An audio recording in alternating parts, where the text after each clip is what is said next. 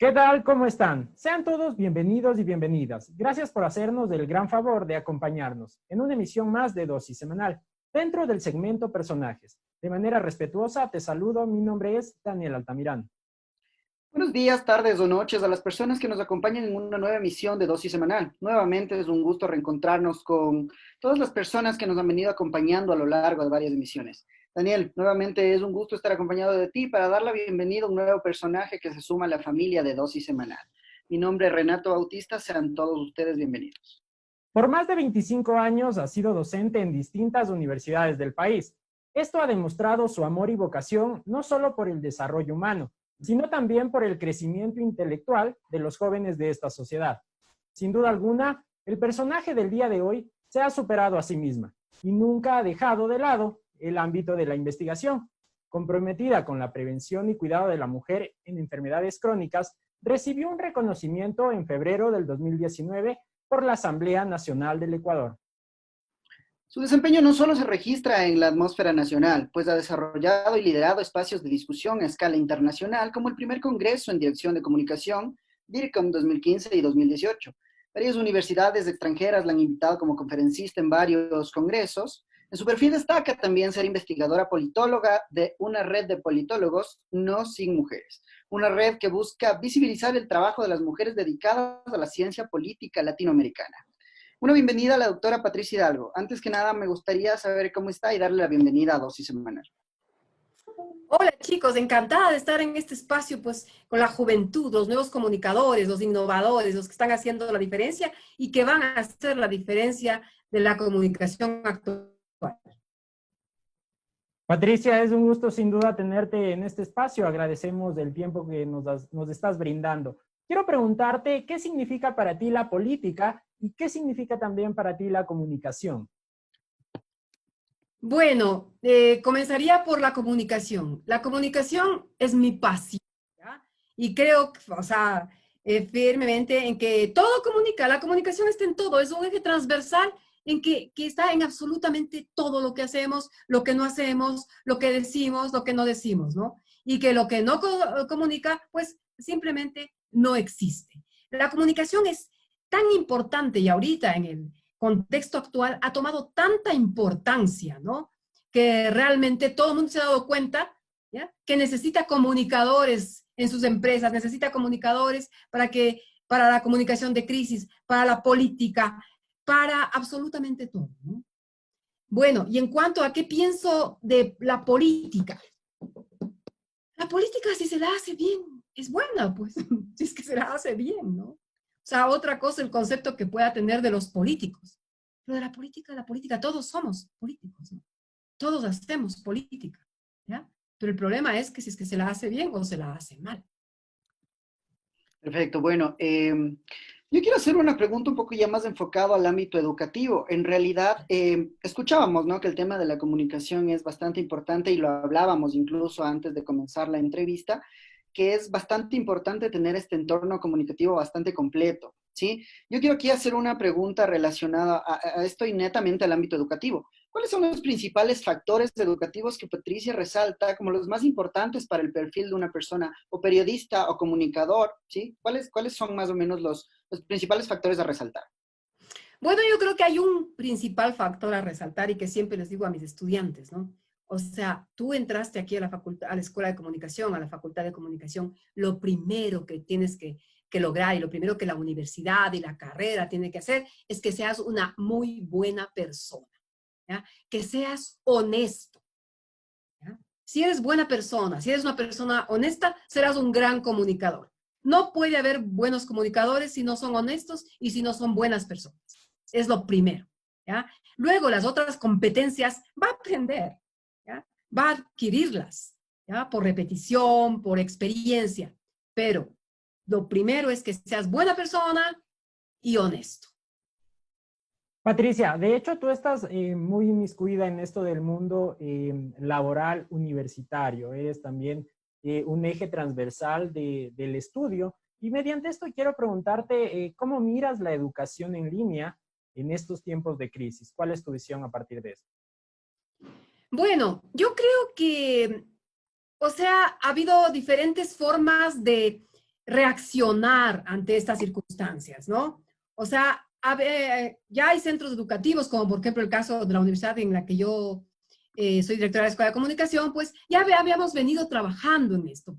¿Por qué? Porque nos da muchos recursos, nos da muchas oportunidades, se abre una ventana al mundo, ¿no? En línea el mundo se convierte en una aldea virtual, ¿ya?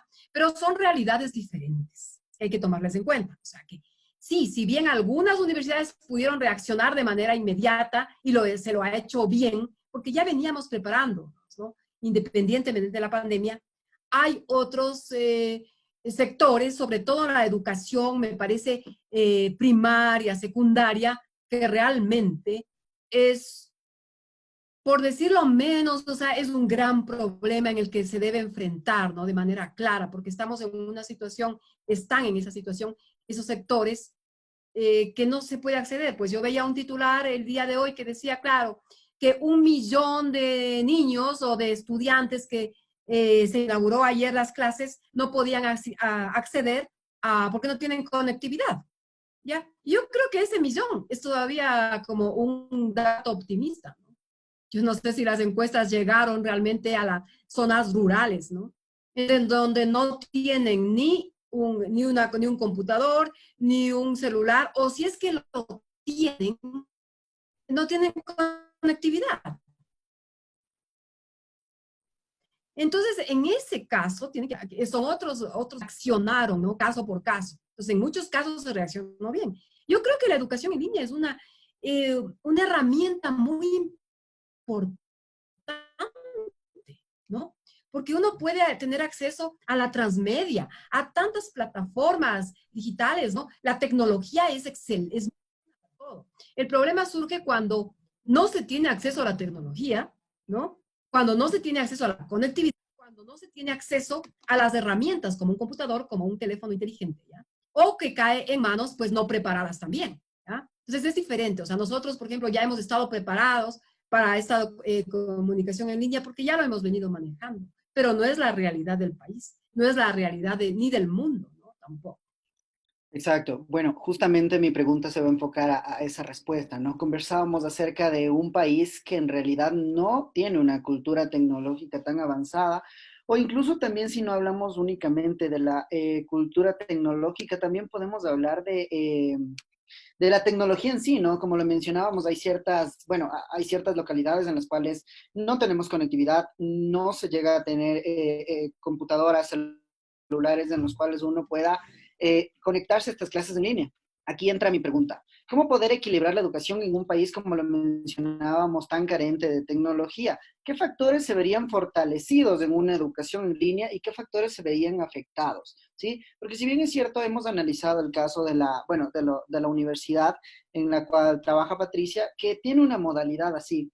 Yo quiero preguntarle, ¿cuáles son los factores que realza el tema de la modalidad en línea? ¿Qué se ha visto con esta modalidad que sea un diferenciador en relación a las modalidades A presenciales? ver, hay aquí varias cosas que analizar, ¿no es cierto? Como yo les había dicho hace un ratito, pues que depende también de la respuesta que han tenido los diferentes sectores, ¿no?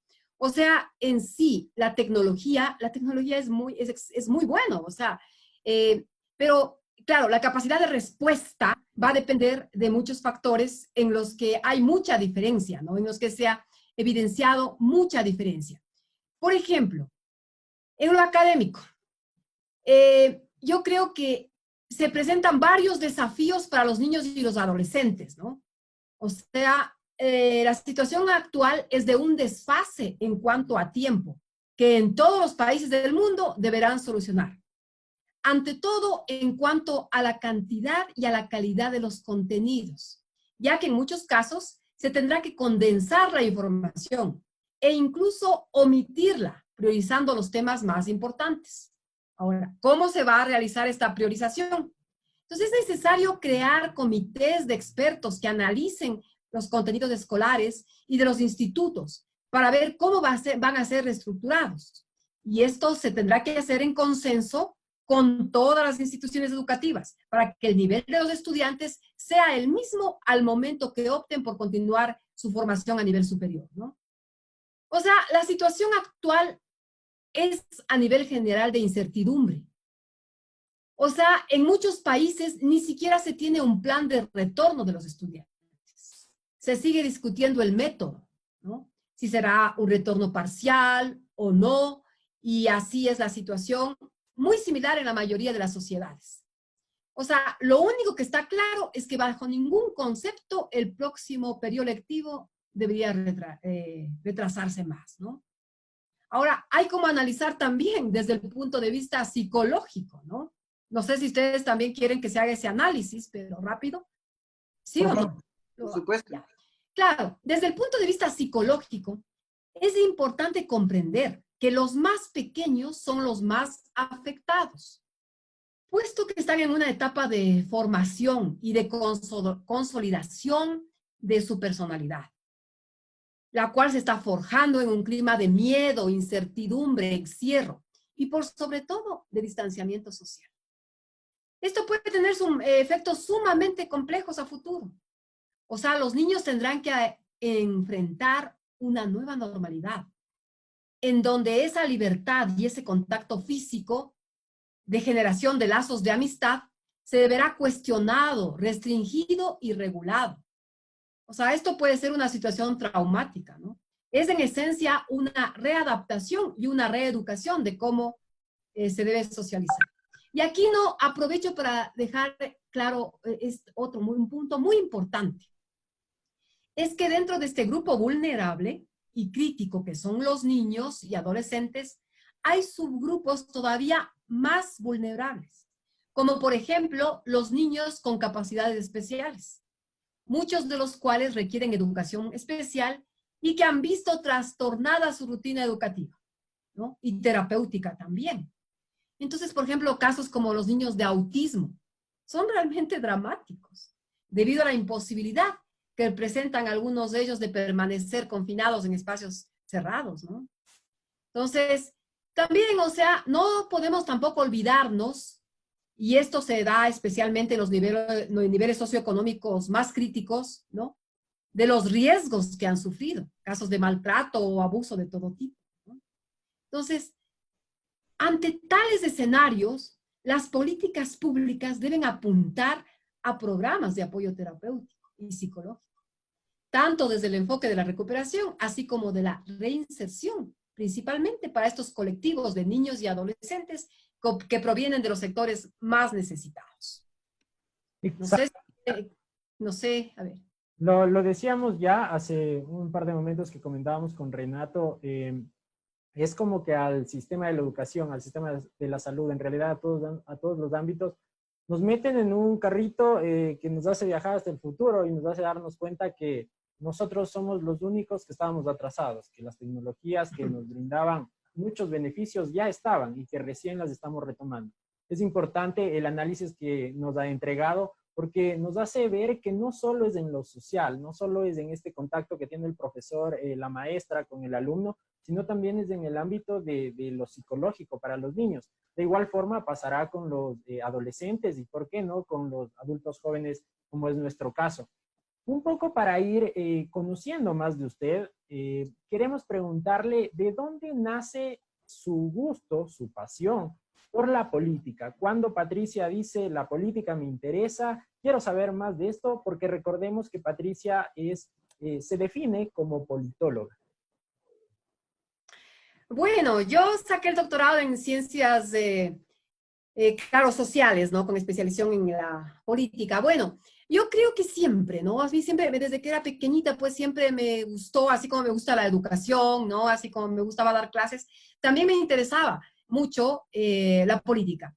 Bueno, y sobre todo por este afán de sumar, ¿no? Yo creo que cada uno de ustedes, o sea, los jóvenes, sobre todo ahora, ustedes tienen una gran responsabilidad, o sea, tienen que ser parte de la política, porque de lo contrario no vamos a tener nunca otros líderes. Entonces, yo siempre les digo en las aulas a mis estudiantes, ustedes son los que tienen que ser futuros gobernantes, pero buenos gobernantes, ¿no? Entonces, mi pasión por la política yo creo que nació siempre, o sea, que fue siempre me gustó la manera de ayudar, porque yo veo que la política es servir a los demás y sin esperar recompensa. Eso es la política, pero lamentablemente no se la ve de esa manera, ¿no? Pues no, aquí es servirse, ¿no? Pero sí, pero la política, o sea, a todos nos debe gustar porque es parte de nosotros, ¿no? Nosotros somos, pues, políticos desde que nacemos. Entonces, realmente, mi pasión por la política, igual que la comunicación, igual que por la docencia, creo que fueron todos a la vez, desde muy pequeñita, ¿no?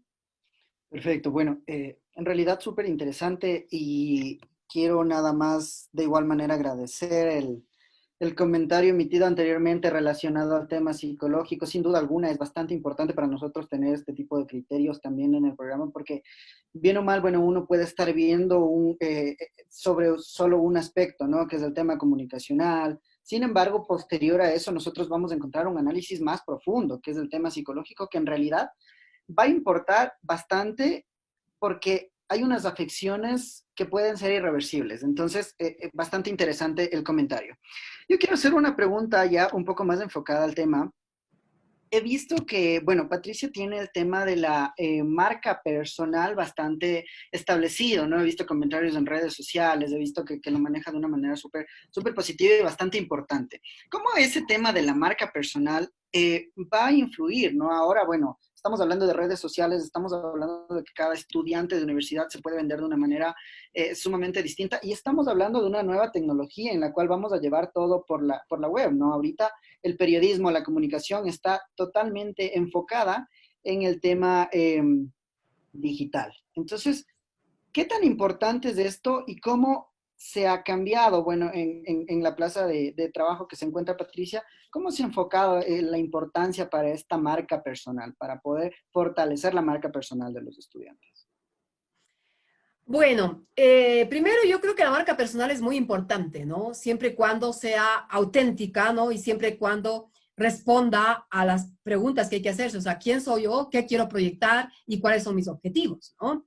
Yo creo que eso sí, o sea, la marca personal empieza pues a construirse, ¿no? Desde que uno nace prácticamente, ¿no? Con su nombre y apellido. Claro, lo ideal es cuando es que se mantenga ese nombre y ser su marca personal. O sea, honesta, con una reputación, con una imagen que sea coherente, es muy importante, ¿no?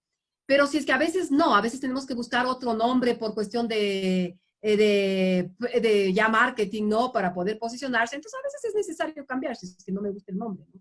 Entonces, pero claro, lo importante es que yo les digo a mis estudiantes siempre que, sobre todo para los comunicadores, es muy importante que nos creemos nuestra marca personal, ¿no? Siempre, ¿ya? Porque eso es parte de lo que somos nosotros. Nosotros, los comunicadores, trabajamos con muchos intangibles, ¿no? Entonces, el manejo, dentro de esos manejos intangibles está la reputación y la imagen y la credibilidad.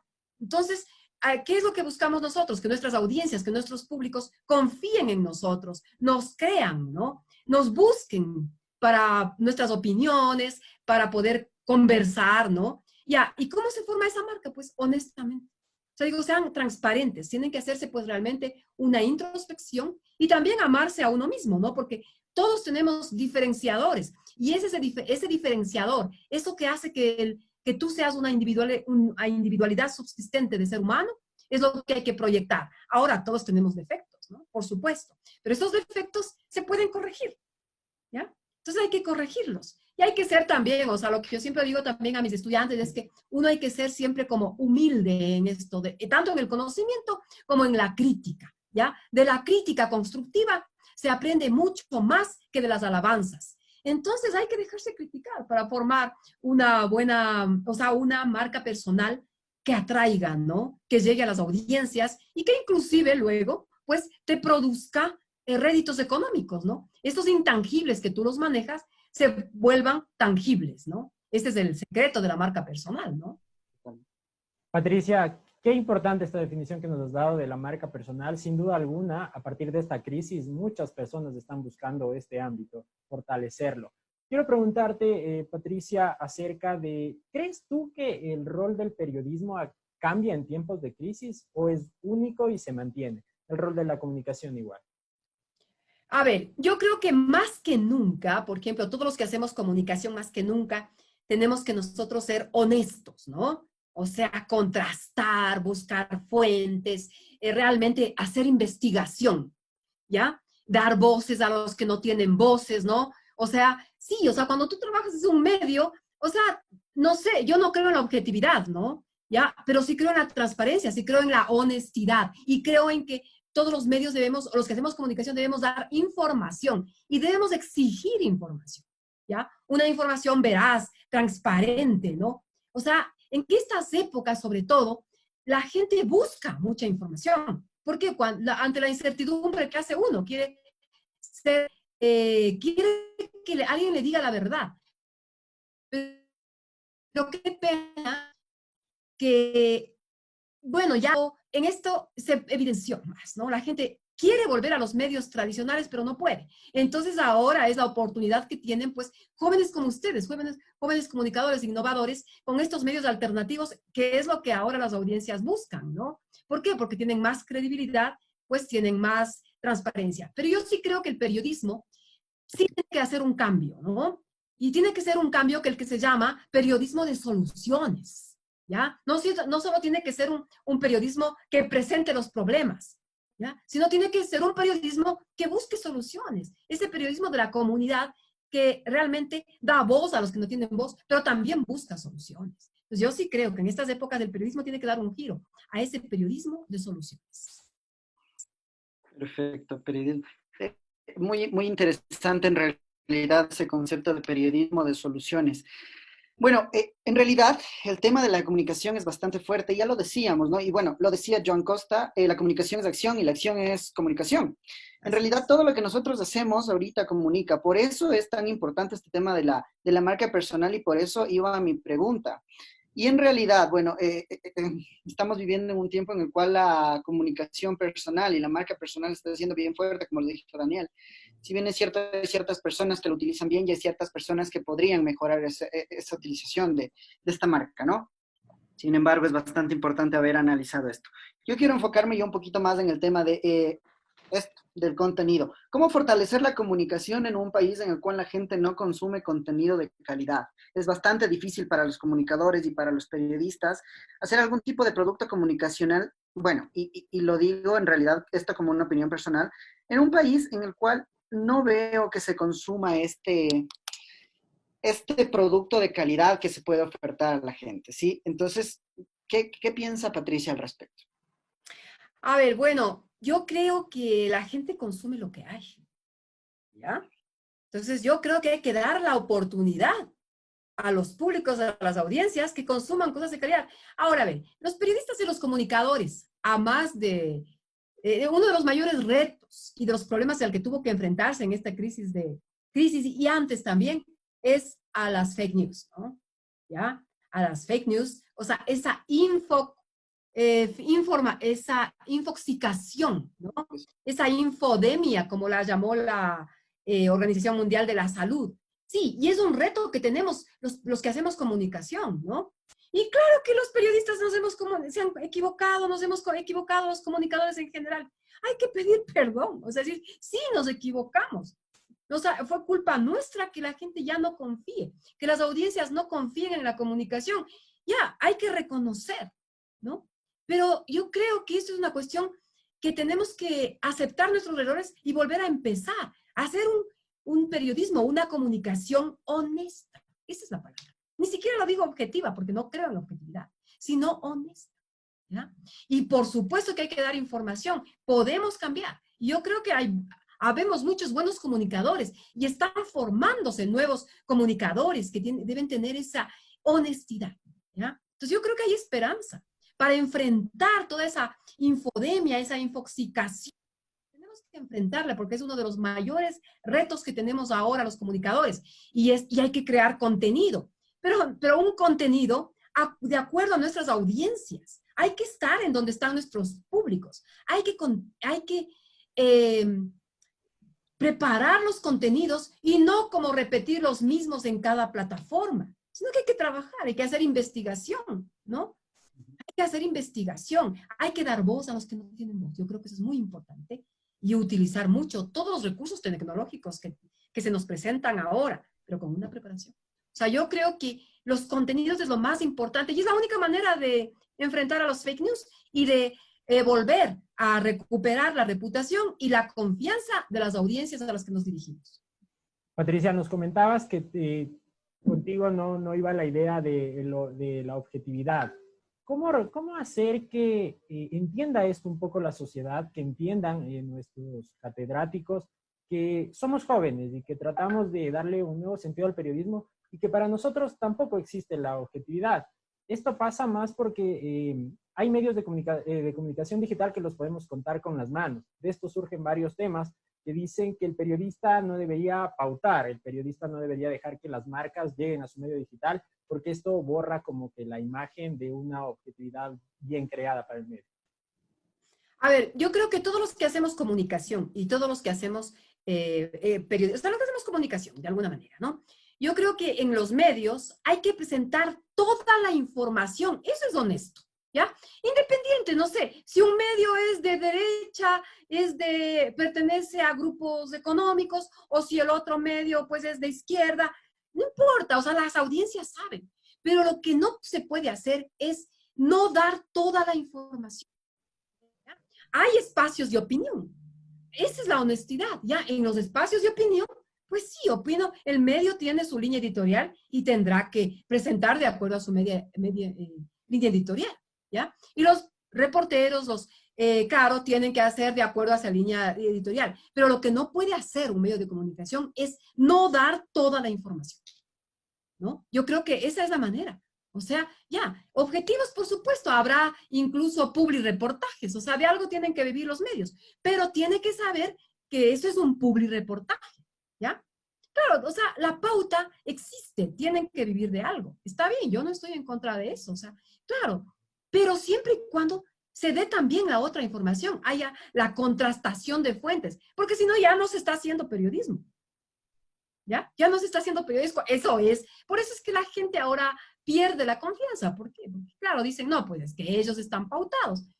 Entonces, claro, ya no están haciendo periodismo. Ya no, son publireportajes. Yo creo que la mejor manera, vuelvo a repetir, es dar toda la información. ¿Ya? Se sabe que ese periódico tiene una línea editorial, perfecto. ¿Ya? Pero también da la otra información, la que no pertenece a mi línea editorial. Que para eso estudiamos, ¿no? Totalmente. Hemos analizado varios factores importantes relacionados al ámbito de la comunicación. Sin lugar a dudas, cada uno necesita más profundidad. Sin embargo, hemos tocado temas bastante interesantes con unas respuestas muy importantes. Hablábamos de la veracidad y la verdad en los medios de comunicación, que pueden llegar a ser difícil por lo sesgado que se ha vuelto el público objetivo de las comunicaciones. Tal vez por la mala reputación que se han ganado ciertos medios o tal vez por el simple hecho de la crítica social en todo punto de análisis. Sin embargo, creo que lo importante es, como dijo la doctora Patricia, pedir disculpas y recuperar el tiempo perdido con acciones. Un periodismo de soluciones, como ella lo ha nombrado. De igual manera, hablamos del contenido que se ha venido realizando en este último tiempo y si bien es cierto, sabemos que mientras haya quien consuma, siempre va a existir este tipo de contenido. De todas maneras, quiero agradecer por sus intervenciones y por los comentarios tan acertados que se han generado. Quiero continuar haciendo ya una pregunta con respecto a otro análisis. Yo leí en las redes sociales de Patricia una frase que me llamó bastante la atención. La vida es una regla de tres. La toma de decisiones es cuestión de probabilidades y además la matemática es un lenguaje. Quiero una pequeña explicación relacionada a esta frase. Me llamó mucho la atención, me pareció súper acertada. Quiero una explicación. ¿Por qué esta frase? Bueno, ¿sabes qué te cuento? Pues que yo di muchos años, pues, matemáticas y estadística, ¿no? Ya, y claro, en las carreras, que aparentemente los chicos entran y dicen, yo sigo esta carrera porque detesto la matemática, porque odio la matemática. Entonces yo les decía, oye, estás equivocado entonces, ¿ya? Porque la matemática está en absolutamente todo, ¿ya? Y yo les decía, ¿sabes qué? Si tú me dices algo que no tenga que ver con la matemática, ¿ya? Te paso el semestre y no vengas a clase nunca más, ¿ya? Claro, y no sabes cómo pensaban y pensaban porque decía, yo sí cumplo, ¿ya? Y no pueden. Porque la matemática es un lenguaje, ¿ya? Yo en la red que tuviste a lo mejor, claro, es porque yo contestaba a alguien que se preguntaba a sí mismo que recién entiende, ¿no? Claro, la matemática es un lenguaje. La vida es una regla de tres. Tú siempre estás haciendo, o regla de tres compuesta incluso, por decirle, no una regla de tres simple. Porque todo el día estás tomando en que si esto, con esto y esto, ¿cuál es el resultado? ¿Ya? Incluso desde que abres tu closet, o sea, me visto con esto y esto, ¿Y esto? Entonces, ¿qué resultado voy a dar? O sea, ya, entonces la vida es una regla de tres. Ahora, la toma de decisiones está sujeto a las probabilidades, ¿no?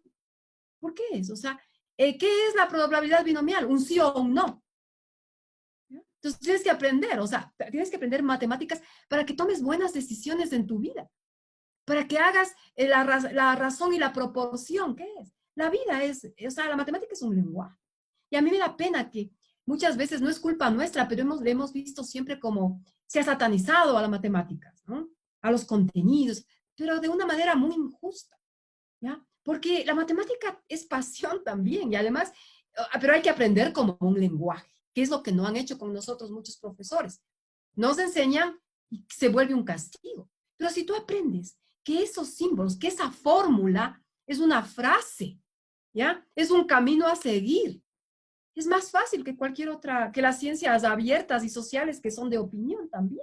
Es mucho más fácil porque las fórmulas ya es un camino a seguir. Pero por supuesto, tienes que saber qué significa sumatoria, qué significa el pi, qué significa un cuadrado, o sea, qué significan los corchetes, ¿no? ¿Qué significa eso? ¿Qué significa la población, la muestra, ¿no? Entonces, si tú aprendes eso, aprendes un lenguaje. Entonces, la matemática te vuelve indispensable para la toma de decisiones, ¿no? Tu cerebro todo el tiempo está haciendo matemáticas, sino que no te das cuenta, porque tú Exacto. decides. O sea, todo el tiempo estás decidiendo. Estás viendo, si me gasto lo de la semana en un día, ¿qué te va a pasar? Entonces, tienes que hacer matemáticas, ¿no? Todo. O sea, póntelo, el peso.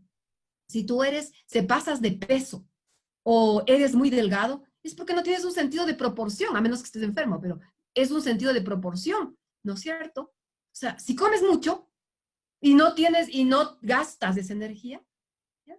O sea, ¿qué va a pasar contigo? Entonces, todo es razón y proporción, eh, toma de decisiones, ¿no? Las reglas de tres, o sea, sí, para mí la vida, yo salgo y es un mundo matemático, a pesar de que mi PhD es en ciencias sociales. Sin embargo, creo que las matemáticas, además, los datos duros, finalmente, te complementan a los datos cualitativos, ¿no? Entonces, es muy importante, o sea, que las encuestas, saber cuánta población, o sea, por ejemplo, para la comunicación. ¿Cómo entiendes tú una estadística? ¿Cómo interpretas? ¿Ya? ¿Cómo sabes si esa estadística es real? Porque viene de una población y de una muestra, ¿no? Que sea significativa y que haya sido aleatoria. Fíjate. Entonces, y el aleatorio significa dar a todos la oportunidad de opinar, ¿no? A todos esa oportunidad de que seas parte de una decisión o de una muestra probabilística, ¿no? Pues fíjate, o sea, la matemática está en todo y nosotros, los comunicadores, pues necesitamos de ley matemáticas, ¿no? O sea, no entiendo yo una malla sin matemáticas, no la entiendo. Es importante y es la realidad como que de muchos adolescentes, ¿no? Siempre buscan por ahí el escape a la matemática, pero realmente es una importante reflexión la que nos entrega de que todo tiene matemática. Hasta Desde un inicio pero hay que hacer que los niños, o sea, desde que enseñarles a decidir, o sea, mira, tienes un 50 y un 50, ¿quieres el chicle o el helado? 50%, 50%. Eso es probabilidades, ¿ya? Enseñarles de esa manera, didáctica, o sea, ¿no? Con un lenguaje. Entonces, exacto. Patricia, realmente tienes abundante experiencia en la academia.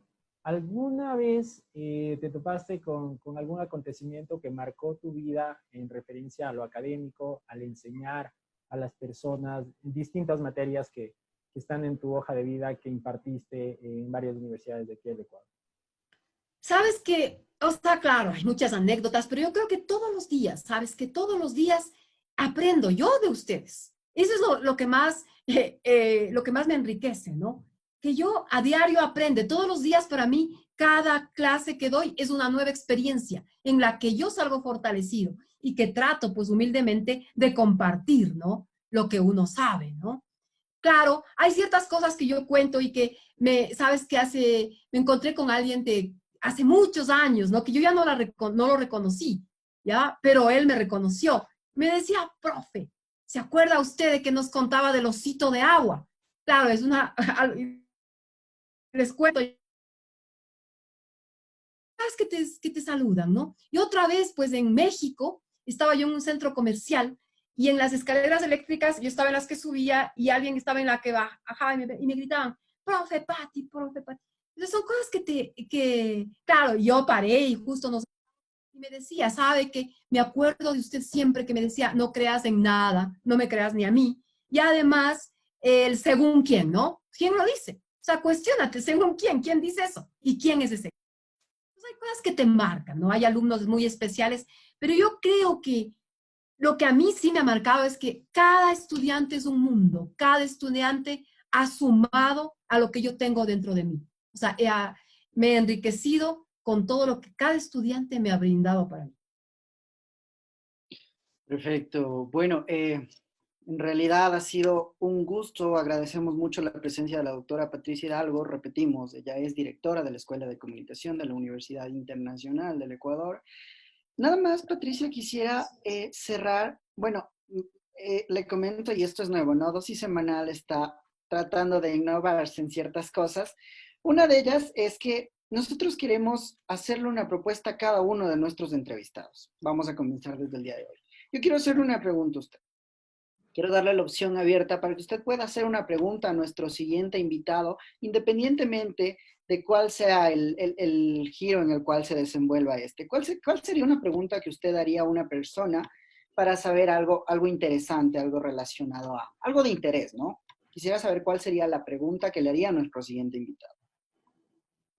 Le preguntaría, por ejemplo, no sé, que para saber, ¿no? O sea, que me conteste, por ejemplo, ¿quién es Renato Bautista? ¿Quién es Daniel Altamirano? ¿Ya? O sea, así como que ustedes me preguntaran a mí, ¿quién es Patricia Hidalgo? ¿No? Perfecto. Claro, es que creo que debería empezar, ¿no? Perfecto, muy bien. Bueno, muchísimas gracias, lo tenemos en cuenta. Y bueno, nada más quería pedirle un último comentario. Esperamos que se haya sentido muy a gusto en la entrevista. Para nosotros ha sido un placer y en realidad un honor entrevistarle. Entonces, quisiera saber cuál es su comentario, qué piensa acerca de la entrevista de la noche de hoy y agradecerle nuevamente. Bueno, yo primero les agradezco para ustedes porque yo creo que lo he disfrutado. Además, estoy tan contenta porque veo que estos medios alternativos, estos medios nuevos, son los nuevos espacios, ¿no? En los que la comunicación integral va a poder desarrollarse de manera honesta, ¿no? Yo les felicito, es un espacio muy entretenido, las preguntas muy claras, han hecho investigación, saben de mi vida, me han recordado cosas, ¿no? Entonces creo que es muy importante lo que han hecho ustedes. Yo les felicito y les pido que sigan adelante, ¿no? Es difícil camino para posicionarse, pero siempre generando buen contenido, siendo honestos, ¿no? Y buenas personas, ustedes serán pues los próximos comunicadores famosos e influencers, pero en el buen sentido de la palabra, ¿no? Muchas gracias. Sin lugar a duda, recoger criterios sobre el contexto en el cual vivimos es de vital importancia, más aún si estos criterios parten de grandes personajes como nuestra invitada del día de hoy. Si quieres ser médico, sé el mejor de tu promoción. Si quieres ser carpintero, sé el carpintero al cual buscan en toda la ciudad. En fin, si quieres ser un excelente profesional, solo depende de ti. Nuestra invitada del día de hoy ha sabido conjugar estas aptitudes para lograr todos sus objetivos. Es una figura en el ámbito político y en el mundo de la comunicación. Sin duda alguna, será recordada y es recordada. Agradecemos la presencia de Patricia Hidalgo y por brindarnos cada consejo, cada respuesta, de una forma acertada. Patricia, sin más que agregar, las puertas de Dosis Semanal quedan totalmente abiertas para ti. Muchas gracias. Sigue, Patricia. No, solo muchas gracias, nomás yo he hablado mucho. Perfecto. Bueno, lo repito, ha sido un gusto conocer más a profundidad a un gran personaje, un personaje tan importante en varias de las ramas a las que se dedica. Para nosotros, Dedi, siempre será un gusto tener personajes de tal magnitud, poseedora de una extensa hoja de vida, pero más que nada de una personalidad sumamente bonita, no sumamente linda. Encontramos bastantes cosas que nos llaman la atención y eso es bastante interesante porque permite conocer y ahondar mucho en otros aspectos que, por ejemplo, hoy no teníamos planificados, pero lo pudimos realizar. Entonces, para nosotros es siempre un gusto y bueno, sin duda alguna, como lo dijo Daniel, las puertas de Dosis Semanal quedan abiertas. Muchísimas gracias, Patricia, por su tiempo y que tengan una excelente noche, día o tarde. A ustedes, chicos.